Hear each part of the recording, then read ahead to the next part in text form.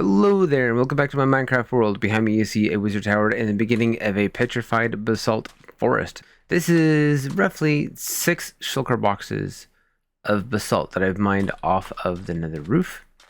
There's another box here, and this has just got random crap in it that I've picked up.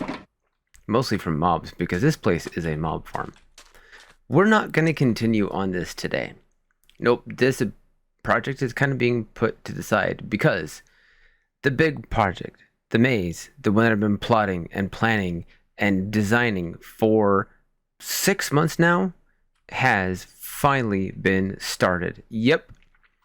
The project is just over there, right over that ridge. I don't want to move too much right now because I don't want to spoil anything, because it is enormous and my render distance is turned up really high right now for replay mod. And so what I'm going to do is I'm going to show a little bit of an intro where I was explaining to Emerald the actual scope of what is being planned and done, and he's actually helping me out quite a bit. I am taking a few liberties with the project, mostly because the size of this is enormous. I'm talking completely enormous. We are using fly quite a bit, which is this.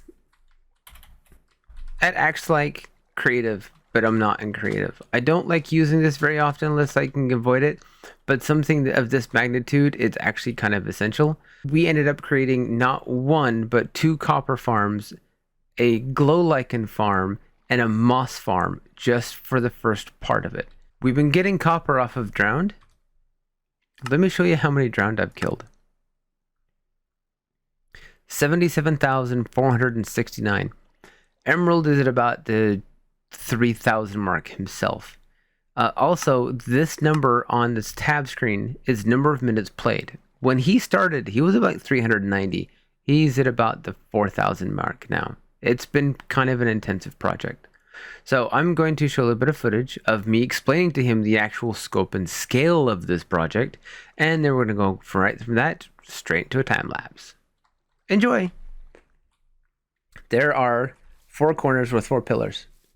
I need the land cleared out to these pillars, but leave the pillars in place. So this pillar is where the corner of the maze is going to be.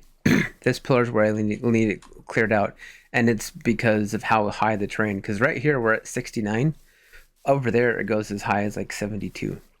But I need this cleared out to 59. The maze is going to be at like a hole, like down to layer 59. The maze is going to be on Y62, but I need the space underneath for redstone. right? Okay. This seems like a really inefficient way to do this. Because you realize this is 200 by 200, right? What is? The hole. How is it 200 by 200? Dude, come here, man. This is like a 5 by 5 hole. I'm so confused. I don't think I'm understanding what we're digging No, at. I know. I don't think you understand the scale of this. Come here, fly up. So this is one corner. It goes 200 blocks. That's blocks. what you mean. It is, when I say it's 200 by 200, I mean it's 200 blocks by 200 blocks. Okay, wait. So like, this block right here is the very corner, right? Yes, and it goes. Okay, so this is the very, very corner. Okay. Wait. You understand? I'm waiting. You understand? We're going 200 blocks this way. Yes, I understand now. Okay, I changed my mind on how I want to do this. But it's this block right here, right? This is the very, very corner of the maze. So I can go down to 59 from here, and then I can dig out both ways, right? So no. Hey, hold on. Well, is it this block or this block? Just tell me. The maze is here. The corner of the maze is here. Wait, so this only needs to go to 62. This needs to go to 59. So this goes to 59. Good job. I was not clear. My instructions were unclear. Okay. But also, is this block going to 62 on, or is it this block going to 62 on? This is important. That one you're standing on goes to 62. Here. This goes to 62. Okay. Yeah, because it goes to sea level. Got it. Okay. But we're not supposed to talk about the forbidden tools.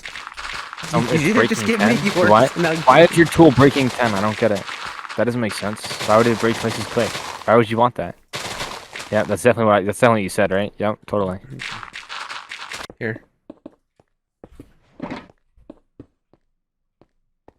Oh, you're not even here. Fine. I'm right here. I'm just in a hole right next to you. Come on. Why can't I pick that up? Oh, because... Nice. Did you just take my box? No. Liar? Give it back. No, actually, no, I don't have it. I literally do not have it. The only box I have in inventory is this one. That's my stuff. Give it back. I don't have... Okay, I have it. Never mind. It's like... I actually didn't think I had it. I'm like, dude, I do not have another purple shulker box. And then I look, I see this pitch black entity in my inventory. You mean the box that says forbidden box? Yeah, well, I didn't hover over it to read the name. I'm not that smart.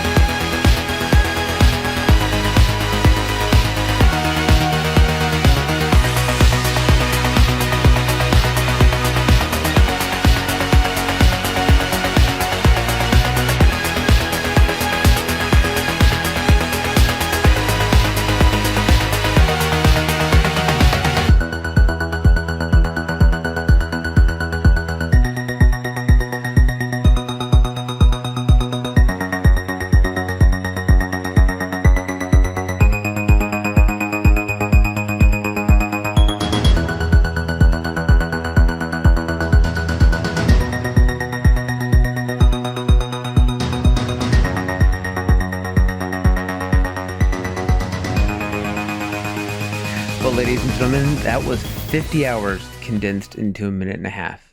This is a portion of what it looks like. A lot of the footage I had of putting in the walls, the tops, and adding the design actually got corrupted. It turns out that Replay Mod doesn't like it when your replays are 6 hours in length, and it doesn't really save data very well. Can't imagine why. But let me briefly explain what you're seeing here. So the whole thing, as you saw, is split into sections. Each one of these is equal in size. This is the first area, this is the jungle area, this is the apocalypse area, this is the underwater area, and this is the steampunk area. This is the central plaza. This is going to be futuristic. The rules of the game are really loosely laid out. Goes like this. There are 4 survivors where you see the 4 beds right there. There's also 1 hunter, which his bed is over here. So the idea is these 4 survivors and the hunter enter into different doors. That's why they're like this. The hunter will have access to secret passageways and tunnels and different aspects of it. There'll be chests scattered around and populated by dispensers all the way through the entire thing. That'll have some armor, a couple of weapons, some potions, specter arrows, stuff like that. Each area will have a key. Only 1 survivor can actually win. There's going to be only 1 set of semi-decent armor in the entire thing. 1 complete set. So either 1 survivor can win or the hunter can win. Not both, and not more than 1 survivor. So they'll be forced to turn on each other. So the key for this area is going to be probably in this beautifully designed temple that Emerald did. It's really gorgeous. I'm really quite pleased with it. And this maze will have 1 way in and 2 ways out. There'll be a door here and there'll be a door here. And you can kind of see them on the outside here. There's a couple of areas like this one right here where if you fall down, it just goes in a loop until you come out through the right door and go over the edge. But this is going to be quite complicated. This whole thing is going to be covered with a huge jungle canopy. We're not to that point yet. We still want to get the redstone in before we start introducing that. This area is the apocalypse area. Now, these houses are a template we found on Planet Minecraft that we imported in using WorldEdit, which I'm not thrilled about. When we're collectively over 100 hours in, we're taking some shortcuts. I'm not happy about it, but sometimes you have to make certain sacrifices to make sure things get done on time. Like for instance, we're using a mod called Auto Tool that will change your tool based on the block you're breaking automatically, which has been fantastic. It's been super helpful. So this is the apocalypse area, and the idea is it was not only just a fungal apocalypse, just a complete breakdown of society, but now there's this fungal apocalypse infection that is kind of creeping through all the houses and through all the different aspects of it. So everything is kind of charred and burned out. So you can see you've got some of the burned out logs here, and some of them are just completely charcoaled out. That's what the cobbled deep slate is great for. And then you can see that the fungal infection, that's what this is supposed to represent, is kind of creeping its way through the whole house, through all the homes, and it's converting everything into its own type of material. So all of this needs to be done out to this way, all the way around. And I've got a good portion of it done. I've actually run out of crimson wood and I've run out of warp wood. And my forests in the nether are pretty well decimated. I need to find some more. I've also farmed out way more deep slate than I ever thought I would ever need to do, which is kind of crazy. And you may notice there's magma cubes spawning here. They don't generally spawn in the overworld. And what's that? That's ash. That's right. I've reset the biome to a basalt delta. You can see that underneath my compass on the far right, basalt deltas. And right now, this was just a proof of concept, a test. Can we actually do this and make it work? Is it going to add to the ambiance? And it sure does. So, yep, I'm resetting the biome. Like I said, I'm taking some creative liberties because it just works. So, this is the residential area. And back here, we have the truck that's hauling the plague trees that started everything. This is the town hall. It's going to be, this area right here is roughly marked out for a tower with a bell in it on top. So this area here is going to be a marketplace. Big stores, market stalls, small market stalls. This is going to be like the bottom of a market stall, and the top is going to be a house. Again, going to be root down over there. And this whole thing is going to be a gigantic marketplace. I'm going to have a little plaza out here with some seating. There's going to be a road here. Creeper, go away.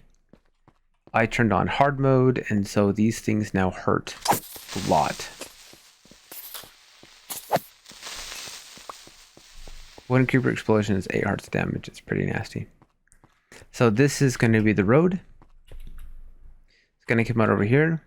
And we're talking about putting a small train station here. This is going to be the underwater area. We started off with a prismarine, which I updated my guardian farm in order to get this much prismarine. It's kind of crazy. And we're going to put glass domes. This is the centerpiece for the futuristic area.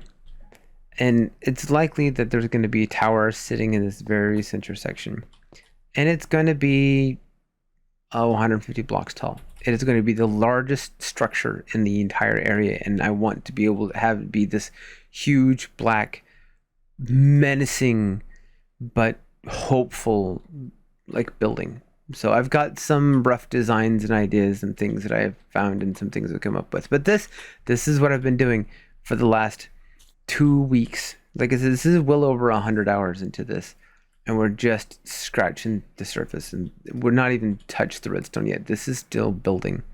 So I have roughly 5 to 6 weeks to finish this, because I'm hoping to have my first run through the week before Halloween. So this has been a very chatty episode. I'm sorry. I've got a lot of work to do, and I still have a lot more left to do. So I'm going to get back to work, and I'm going to get this out as soon as possible. I'm sorry for the delay. I hope to see you again soon. Bye-bye now.